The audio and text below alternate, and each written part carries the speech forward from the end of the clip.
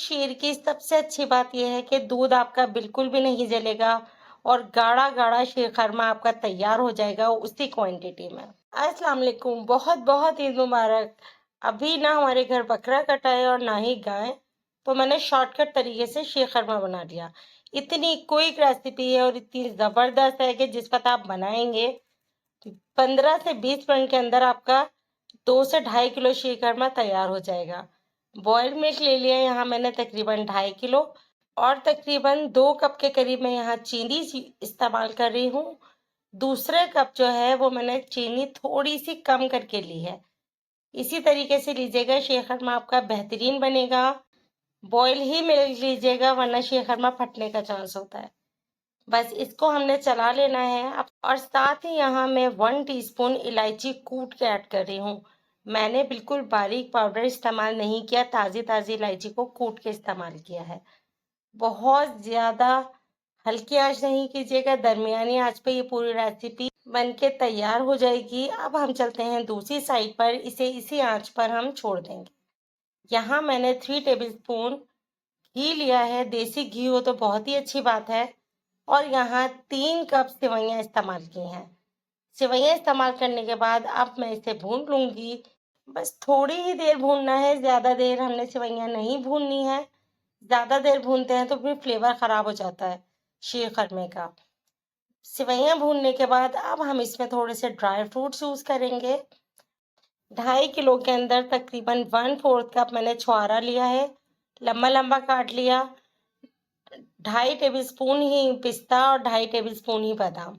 फिलहाल इन चीज़ों को मैं इसके साथ ही भून लूँगी आधा मिनट। इससे ज़्यादा भूनने की बिल्कुल ज़रूरत नहीं है। ये देखें, इसका खुशबू ना इतनी प्यारी सी आने लगेगी देसी घी की। बस अब हमारा ये बिल्कुल रेडी है। उबलते हुए दूध में ये सारी चीज़ें मैंने डाल दी। ये डालने के बाद इसको हमने चला लिया। दूध की क्वांटिटी बिल्कुल भी नहीं बदली, उसी क्वांटिटी पे हल्की आंच पे दूध पक रहा था। अब हम चल रहे हैं इसमें मज़ीद कुछ चीज़ें ऐड करने के लिए।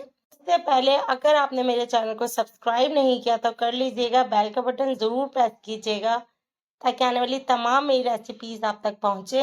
अब यहाँ तकरीबन 2 टेबल स्पून के करीब मैं कद्दूकश किया हुआ नारियल यूज़ कर रही हूँ। इसको भूनने की बिल्कुल ज़रूरत नहीं है, ऐसे डालिएगा। और 1 टेबल स्पून मेरे पास किशमिश था, वो डाला है। 1 टेबल स्पून वनीला कस्टर्ड लिया था और 1/4 कप दूध के अंदर मिक्स करके मैंने ऐड कर दिया। ये है वो टिप जिससे आपकी क्वांटिटी शीर खरमे की बिल्कुल भी नहीं चेंज होगी और गाढ़ा गाढ़ा शीर खरमा आपका तैयार हो जाएगा। इतने मज़े का ये शीर खरमा बनेगा कि लोग आपसे पूछेंगे कि ये रेसिपी आपने कैसे बनाई। ज़रूर ट्राई कीजिएगा और ताकि लोगों को पता ना चले कि इसमें आपने कस्टर्ड यूज़ किया है, तो वनीला कस्टर्ड ही इस्तेमाल कीजिएगा, कोई और फ्लेवर नहीं लीजिएगा। बड़ी ईद पे काम बहुत ज़्यादा होते हैं, इसलिए हमने हर वो काम करना है जो शॉर्टकट तरीके से बन जाए और आपको थकन ना हो। बस मेरा मकसद यही है कि हर बेहतरीन से बेहतरीन रेसिपी कम वक्त में आपको बनाना बता दूं। रेसिपी बिल्कुल रेडी है सर्व करने के लिए। ज़रूर ट्राई कीजिएगा और पसंद आ जाए तो कमेंट करके बताइएगा कि ये रेसिपी आपको कैसी लगी। डेली कुकिंग शो ऐसे ही मज़ेदार मज़ेदार रेसिपीज़ आपके लिए लेकर आता रहेगा, इसीलिए सब्सक्राइब करना ना भूलिएगा। दुआ में याद रखिएगा और बहुत ज़्यादा आप सबको मेरी तरफ से ईद मुबारक। अपना ख्याल रखिएगा। अल्लाह हाफ़िज़।